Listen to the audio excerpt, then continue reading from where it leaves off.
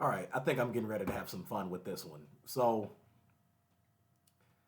I've reached the conclusion that I'm probably just some mindless movie watcher. Like I'm one of these people that it's like, hey, when I'm watching a movie, just turn off your brain and enjoy the entertainment. And I realize there's a lot of people who share that opinion and who also think like that, but then there's also a lot who don't. I think that there are some people who overthink a lot of movies that really don't need to be overthought, especially when it comes to slasher films, horror, even some action thrillers. There are some movies that I think are a rare exception that do kind of require more of a deep thought to understand the subtext. You know, movies like Nefarious, for example. I would even go so far to say Gran Turismo. So I think some movies do have that, but again, for movies like this, it's designed for entertainment. This is not something that it's like, oh, that was a very inspiring message, and that's maybe rethink some decisions in my life, and maybe I'm gonna just start doing things different. No, no, no, it's not any of that. So when I give you my rating on this movie and compare that with the numbers I see here, you'll see what I'm talking about. So, of course, I know all the slasher fans have, most of the slasher fans have already seen this film. Um, so here's the Google synopsis of it, and then I'll get to Common Media because they said some stuff in there that I thought was pretty funny. A year after killing vengeful hit and run victim Ben Willis, who gutted her friends with an iron hook, college student Julie James is still shaken by the experience. When her roommate Carla wins a vacation for four to the Bahamas, she plans to bring along her boyfriend Ty, attractive Will, and Julie. At the resort, Julie starts receiving threatening notes and realizes Ben is still alive. All right, so the budget on this film was 24 million. The box office was 84 million. So they did 3.5 times their budget. Financially, that is a success. Again, I've always been the person to say just because a movie doubles, triples, quadruples, or quintuples, or whatever the budget, it doesn't necessarily mean that you're going to like it or that it's good. I mean, I'm just giving you what the numbers are, and they are what they are. So, Google users, as usual, are the nicest when it comes to these ratings, and I've seen them do this with many different genres. They gave this movie an average score of 74 to 85%. A little bit of a gap there, but still, it's good. Now, Internet Movie Database gave it a 48. Roger Ebert gave it a 25. Common Sense Media gave it a 20. And Rotten Tomatoes gave it a 10. Now, the kids and the adults from Common Sense Media, they each gave it an 80%. I would have to give this film, I'm stuck between, and again, that's why I was honest with you from the beginning. I said I'm one of these mindless movie watchers. I'm actually stuck between a 9.5 to a 10 because I think there is an argument for both. So, and yeah, spoiler alert, the movie came out in 98, so I'm not worried about. So here's the thing. There's an argument that this can be a 9.5 because, let's face it, a lot of us were probably rooting for Mekhi Phifer's character to survive the movie, but let's just say that there's a certain factor that goes with certain people in horror movies, and we know how that goes. But of course, Brandy survived and Julie survived. Now, I also think it could be a 9 or 9.5 because the movie probably could have had a bigger cast or taken place in more areas. I understand that argument as well. But then my main argument for this movie being a 10, or what I perceive to be a legit reason or a legit argument that supports the idea it's a 10, is due to the twist in Act 3. And the twist in Act 3 was that the newer guy that they were hanging around, Will Benson, turned out to be the son of Ben Willis, who was the antagonist in the first film. Now, I think the way he kind of revealed it was cheesy, but it was like cheesy and yet kind of suspenseful and thrilling at the same time. So again, he lied about his last name. I forgot exactly off the top what his last name was, his actual last name. But he said, you don't, he said, what did he say? You didn't know who I was. Will Benson. And he said, Ben's son. And so it's like, it's cheesy, but at the same time, it's like, oh, wow. Well, I guess that does make sense. There was a good fight scene between him and Ray, who also was in this movie, and he also survived. And I think there was also a good scene at the end when Julie shot Will Ben Will Ben Willis. I'm sorry, Ben Willis to death and made him fall over literally in his grave. So I think between that scene alone combined with Act Three, like I said, there's an argument that it could be a 10, but then there's also an argument it could be a 9 or 9.5.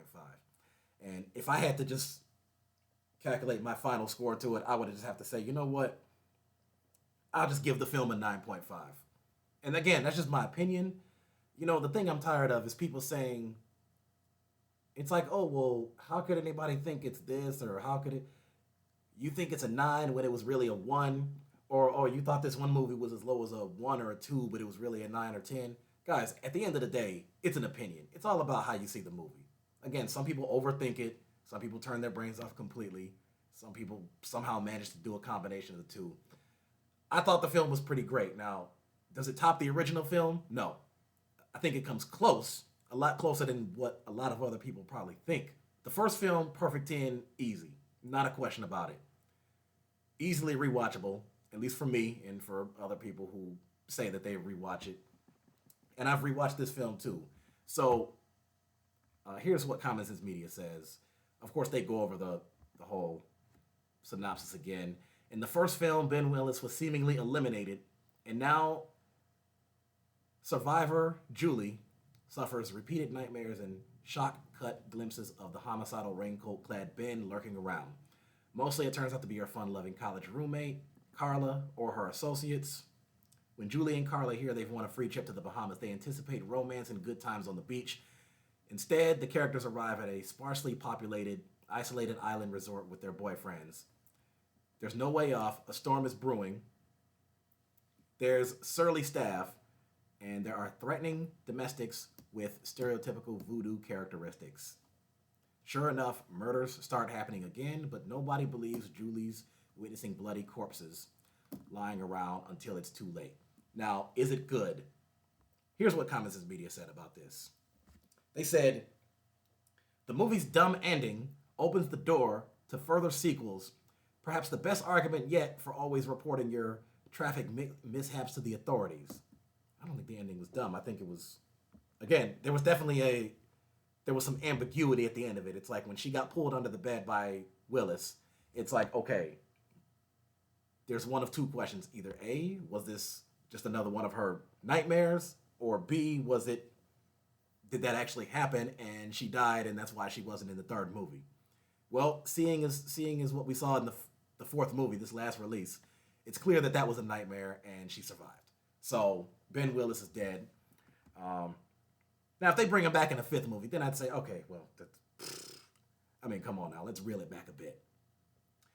The original film at least had a token moral message about four teenagers failing to take responsibility for a seeming hit-and-run fatality they caused and the guilt that tears them apart, as does a vengeful fisherman named Ben Willis who does plenty of tearing apart on his own, typically with big hooks. This pointless sequel doesn't even have that slim reason to exist. In keeping with Jennifer Love Hewitt's occasional forays into music, her character Julie has a big karaoke singing scene, and there are giggles when the filmmakers try to make karaoke into something scary. Meanwhile, co-star Brandy's character talks big about being tough and being able to defend herself against any marauders and rain slickers. But when that actually happens, she mostly screams and stumbles. Well, here's the thing about that. Again, I think that's overthinking it a little bit because it is a slasher film, and that goes along with slasher rules. And of course, there's the typical, people have argued whether or not this is misogynistic, but it's like, of course they're going to have the girls and young women running around and they trip and fall. That just happens. You can't give me a slasher film where that hasn't happened. Friday the 13th, Nightmare on Elm Street, Halloween, Scream, whatever it may be. That's just what they do. That's just what. That's just how it goes. Again, it's not better than the first film, but I think it's close to it. Now, as far as, but then again, I don't even know if I can use this as an analogy, and I do have to rewatch the When a Stranger Calls movies. But some people, I would think that some people can argue, well, how is it scary that your phone keeps on ringing or whatever, and a bunch of other stuff they put in other films that are like fantasy related.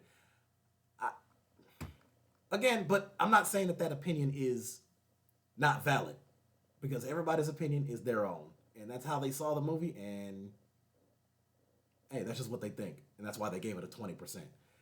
It says families can talk about the difference between scary movies that can have fun with these cliches, and scary movies that are just stupid. Which type is this one and why? And that's just so funny that they put that there. I thought that was hilarious. I literally chuckled when I read that the first time.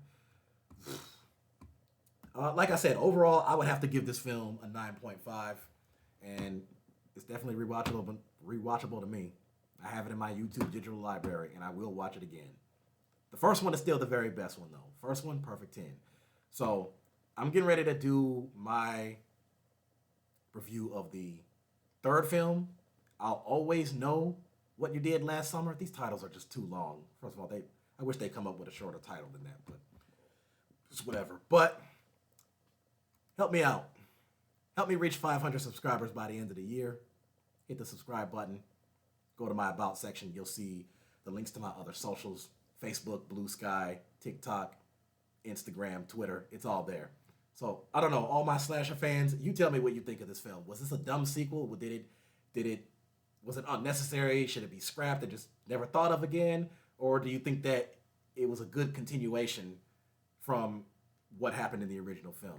So, I don't know. You give me your opinion. You give me your thoughts. Stay tuned.